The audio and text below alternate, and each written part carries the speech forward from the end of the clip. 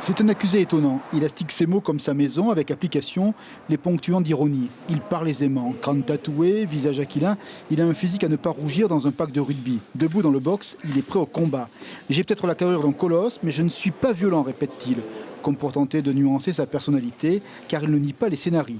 Décapiter sa mère, envoyer un de ses pieds à un juge pour enfants. Quand on m'a dit qu'on allait nous enlever notre fils, j'ai décidé de passer à l'acte. Lui vit à Dubaï, ses filles habitent à Tahiti chez leur grand-mère. Ma mère est maligne. Je sais qu'elle a détourné les yeux de mes enfants, clame l'accusé. Sa mère est dans la salle. Je voulais la poignarder dans le dos, dans la nuque, dans un endroit mortel, pour me faire justice.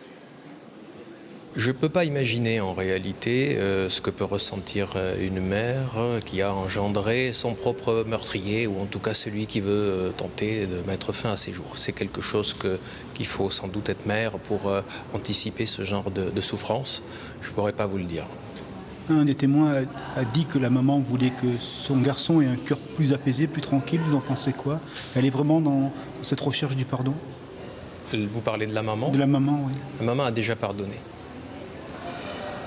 Et ce procès va lui servir à quoi? À se réconcilier avec lui, avec elle-même, avec la vie? Ça, je ne pense pas, vu l'attitude qu'il a aujourd'hui, que la réconciliation soit envisageable. Maintenant, on peut jurer de rien. Peut-être que le temps fera son œuvre. La mère de l'accusé est assise à droite de la cour d'assises. À ses côtés, une des petites filles, la fille de l'accusé, et devant elle, son mari. Pas un seul échange de regard avec son fils, l'image d'un mur, d'une muraille qui continue à se construire malgré la prison. Le jour des faits, dans le sac de Maui, un couteau de boucher, des clous, une hache. Le ton est parfois provoquant, un brin irritant, de l'humour noir concède l'accusé. La présidente, vous faites de la provocation? L'accusé, oui, je veux que ma mère souffre, qu'elle souffre d'avoir un fils, d'avoir voulu la découper. Actuellement, la maman dépose en larmes, le fils regarde d'un œil distrait le plafond, comme un nouvel affront. Alors vous l'avez vu durant tout le procès aujourd'hui, il a été énormément dans la provocation, beaucoup dans l'arrogance, parce que son but, vraiment, c'est de faire souffrir sa mère autant qu'elle l'a fait souffrir. Et qu'elle souffre autant qu'il s'est senti trahi.